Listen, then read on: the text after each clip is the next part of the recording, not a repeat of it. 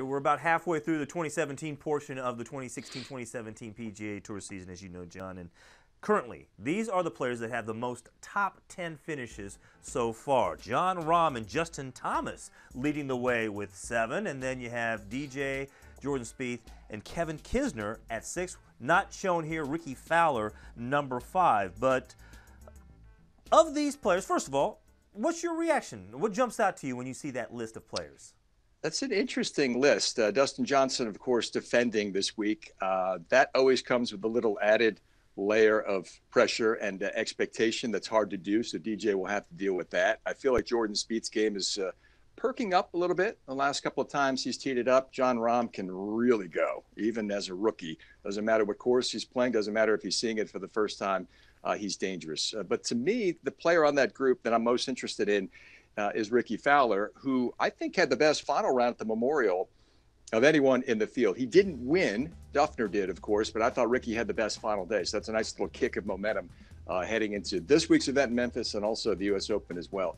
I also feel like he's motivated by falling short at Augusta. When he went into that final round at the Masters playing with Spieth, how many of us said, well, one of these two guys is going to be wearing the green jacket at the end of the day, right? Well, it didn't happen. It didn't unfold for either of them. They were both flat. It was kind of a strange day. They seemed to almost drag each other down. But Ricky's a smart guy, and he recognizes that to win a major championship, you have to identify what you weren't able to do the last time you were in position to win. And I think he's probably already strategizing in that respect. And his form is very good. He's already a winner this season. And as I said, nice little spark last week in Dublin, Ohio. So I think it could be Fowler's time to break through and win that first major next week. Interesting. I like that. Okay. Including these guys on the list and then not on the list, who do you think is the favorite to win the U.S. Open?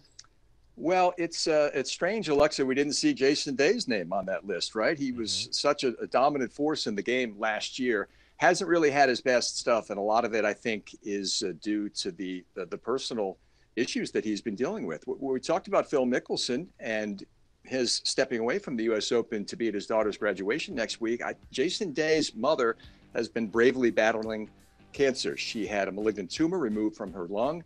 The relationship is very close, very strong. He was very emotional when he withdrew from the tournament in Austin, Texas at the match play of this season and said, look, I just cannot concentrate on the game. And that's understandable. And Jason Day was smart enough to recognize that he had no business being out there if he wasn't able to give it at all.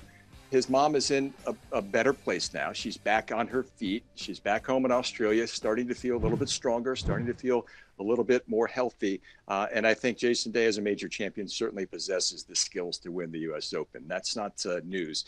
The question was his focus there? Was his head on straight? And I think the evidence suggests that maybe emotionally Jason is in as good a place as he's been all season. And as a result, he's going to be really dangerous next week.